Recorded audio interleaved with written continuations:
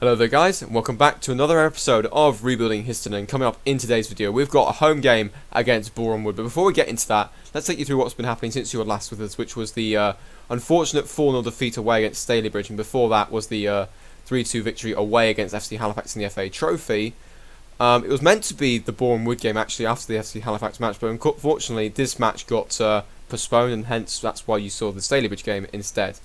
Unfortunately, we then lost 1-0 at home against Kettering, Okera Simmons scoring the only goal of the game, and that really closed up the gap between ourselves and the chasing pack that are trying to get into the playoffs.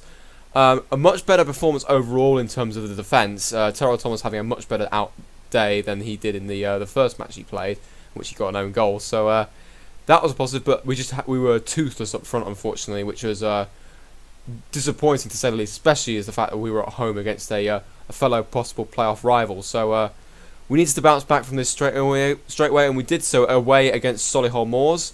It was a second goal for our new striker that we actually signed off camera whilst you were off, during the time between the Stalybridge game and this game against Boreham Wood. We signed this guy called Michael Cregan. He's a lone player from Stevenage, and based off his star rating, he's 3.5 star. Current ability, 4-star potential ability. Currently rates alongside Alex Simmons, but Simmons hasn't really done the greatest in terms of his time at this club. But Cregan's already scored 1 goal already in his time here in the 3 appearances I think he's made. Oh, 2 appearances actually. I stand corrected on that front. But yeah, good finishing, 13, 11 first touch, composure 12, anticipation 12, off the ball is 11, which means he looks like he'll be able to generate quite a few good, maybe decent moves here or there.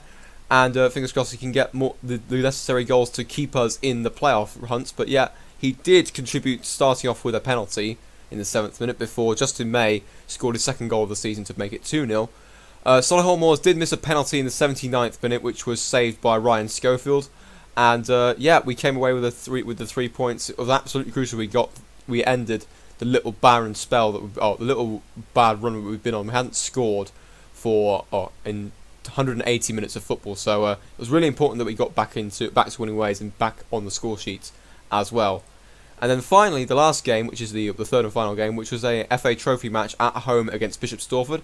We managed to win this 1-0, which means we advanced into the quarter-finals of the FA Trophy. Sam Joel scoring the only goal of the game. We really should have scored more though on the day, and it was really, really frustrating that we weren't able to get that second goal, which would have killed the tie, because Bishop Stortford had a couple of moments which they could have easily equalised, and you would have had to see the Boreham Wood game would have had to be rearranged again, and therefore I've had to play a few more games off camera before we got to this stage. But yep, it was an important 1-0 victory, and we've advanced into the next round of the FA Trophy, which means I think our earnings or prize money has exceeded now what we did in the FA Cup this season, which is fantastic. And we've now got a quarter-final match away against Wrexham, which I'm probably not going to show. I may show. I'm not 100% sure though. Just depends on how I'm thinking the team is doing and whereabouts Wrexham are in the league. I'll have a quick look and see where they are. They're currently sitting mid-table in the National League, so it's a possibility. I'm tempted to do the game still, and we'd have another 3 games off camera before we play in the next match. But without further ado, let's get into this match against Boreham Wood. Before we actually show you that, let's take you through what the league table looks like. As you can see, we're currently sitting on 50 points, 2 points clear of Nuneaton, who have suddenly appeared in the playoffs at the expense of Boreham Wood, but they've played a game more than us, so Boreham Wood could draw level with us if they win this match today and get back into the playoffs as well if they do end up winning. So this is a crucial match for us if we want to keep the pressure, or maintain our playoff position right now, but also sort of keep the pressure on Boston United, because we're playing them next after this game. They're playing FC United at home in their 29th game, so it'll be interesting to see how well they do. FC United are currently sitting in mid-table right now, but let's get into the game right now. Let's see how we think we should be doing. 540 fans are coming to attend a midweek game, which is pretty good actually. So here's the team we're going to go for today. Ryan Schofield on goal, with Goddard, who's back from injury, which has been crucial. Shane Lovell alongside Terrell Thomas in the centre-back pairings, with Gregory at left-back. They're all above 90% or above in terms of match conditioning, so hopefully that shouldn't come back to haunt us like it did in the Stalybridge game.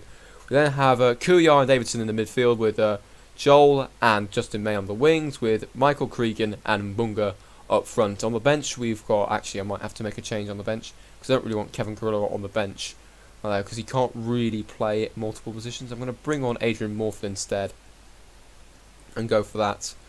On the bench, we've got Mackenzie, Harris, Morford, and Difford. Difford, in case he wants to add to his tally. He hasn't scored in quite a few games now, which has been a bit of a frustration. That's why Cregan was signed, and also the fact that we signed Cregan and actually let go of Matt J, who has been a really bit of a disappointing signing for us. He started off so well, but then he got injured, and then he's kind of not been the same since. So, and the fact that Difford started scoring goals again, which was a bad time for him. So unfortunately, he found his faded out of the team, and I thought it wasn't worth keeping him on, especially the fact that we're not actually paying Cregan any percentage of Cregan's salary, which is absolutely crucial. So essentially, every goal we're getting from him is coming for absolutely free. So I think that's a good deal for us on our end. But anyways, that's enough rambling from my end.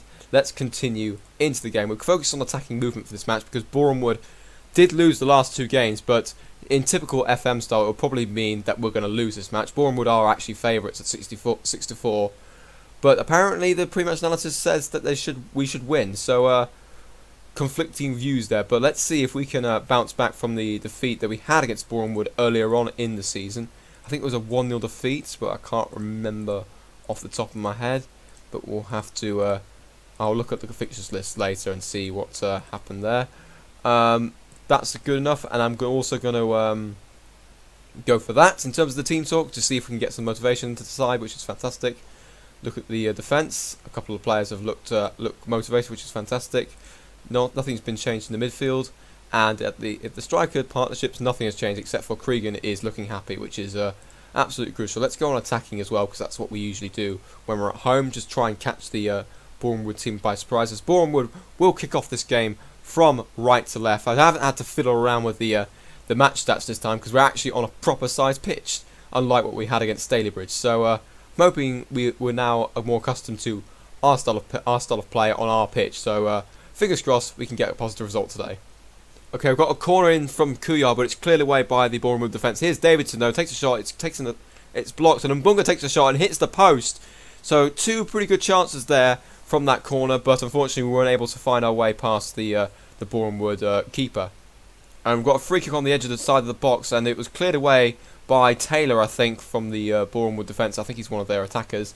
But Goddard played the ball in, but unfortunately it's now come out towards Coogan, who will play it up towards Mbo, who's clean through on goal here.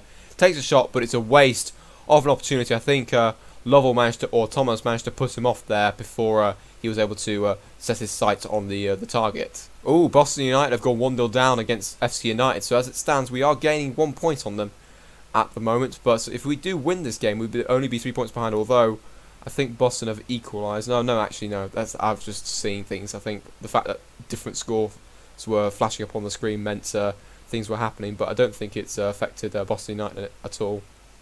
Alright, it is half-time. It's 3-0 FC United in the other game, but we so far haven't managed to penetrate the Boreham Wood defence here, which is really annoying. I'm going to tell them off slightly with an assertive team talk to see if we can generate something in this match. We need to somehow, if we can get a win, we'd be a lot closer to the 3rd place than we are to the edge of the playoffs, which is I'd rather take that, to be honest, and make sure we guarantee the playoff spots as we now head into the second half match. I'm not making any changes just yet, but changes will probably be made as the half progresses, as we kick off from right to left. Goddard now plays the ball inside to the midfield for Davidson, but that's the end of the instant highlight. Okay, we've got a goal kick taken by Larkins in the Boreham Wood goal.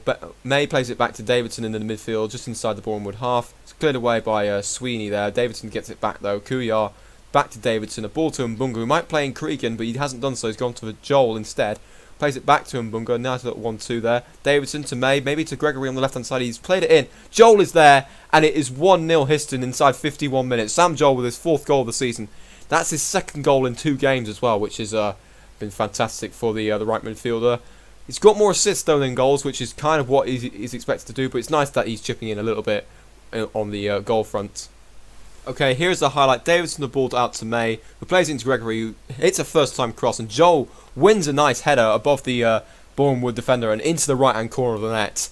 and it is 1-0 with 52 minutes on the clock. I might actually change it up to control here to prevent Boreham from counter-attacking on us and grabbing an equaliser here. Okay, we're coming up towards the 65-minute mark, which means it's time for our first substitution of the game. And I'm going to go for, it might be a little bit of a controversial substitution, but I'm going to take off Terrell Thomas, who's been our best centre-back out of the two, of Lovell and Thomas. But the fact that he's only on 66% conditioning is quite worrying, so I don't really want him to tire out for the weekend game against Boston. So we're going to bring on Taylor McKenzie, who's got 100% conditioning, and hopefully he can continue that nice little partnership he had with Lovell earlier on in the season to ensure that we don't concede any goals. I'm not going to do anything else in terms of substitutions just yet, but future substitutions will be coming up a bit later on in the match. Right, substitution number 2 this time. Kuyar's going to come off at 65% conditioning and also on a yellow card. I'm going to switch him around actually with Alfie Davidson, and I'm going to bring on Callum Harris for 17-18 minutes or so. Entering the last 5 minutes now, we're going to make one final substitution here. This could be quite crucial. Alfie Davidson is struggling on 60%. He's on a 7.1 rating though, which is quite good. I'm tempted to bring on Adrian Morford for just 4 minutes just to see if we can, again, just add a bit of freshness into that midfield. But I'm just tempted also to take him off, take Sam Joel off as well on that right hand side. Right, I'm going to take off Sam Joel, I think. Yes, he scored the goal and possibly could have added... Oh, he couldn't really have added the second because of the fact we didn't have a highlight. But taking off Sam Joel on the wing, and Adrian Morford is going to come on for 4 minutes or so. And hopefully we can seal out the game... kill the game off with 4 minutes remaining and ensure we get a vital 3 points.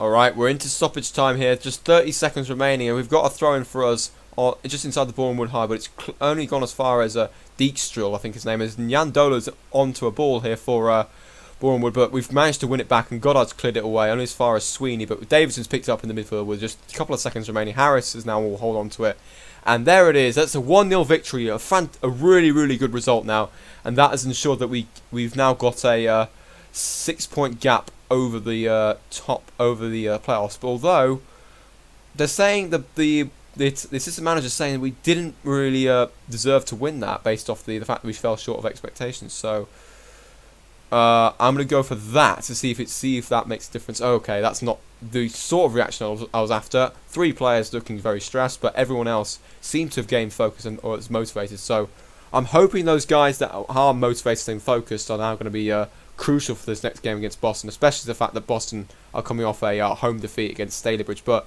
that was a crucial result, as I mentioned before. It's now 6 clear of the chasing pack trying to get into the playoffs, and 5 clear of 5th place in Eton, which is also a bonus.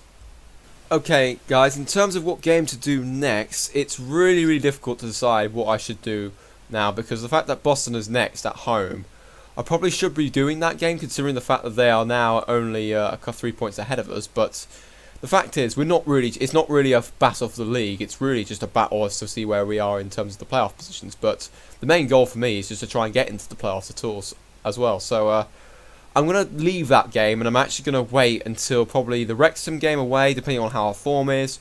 Or I'm going to wait all the way until we get to Gainsborough. Or if we get through in the FA Trophy quarter-final, I will live com the semi-final, because I think it's 2 legs, but I'm not 100% sure off the top of my head. But we'll have to wait and see on that front. But we're definitely going to have these 3 games: Boston, Guiseley, and Blythe off camera, and then we're going to have possibly Wrexham away in the FA Trophy. But I'll have to go away and think about that. I hope you guys enjoyed today's episode. It's probably a slightly shorter episode than what we had last time, for obvious reasons. The fact that we only had one game to worry about today. But if you did enjoy this episode, please leave a like, comment, subscribe, and I'll see you all for the next episode, which will either be an FA Trophy quarterfinal in a game against Wrexham, or this home game against Gainsborough, or an FA Trophy semi-final, depending on where that falls in terms of the calendar. So until then, guys, I will see you later.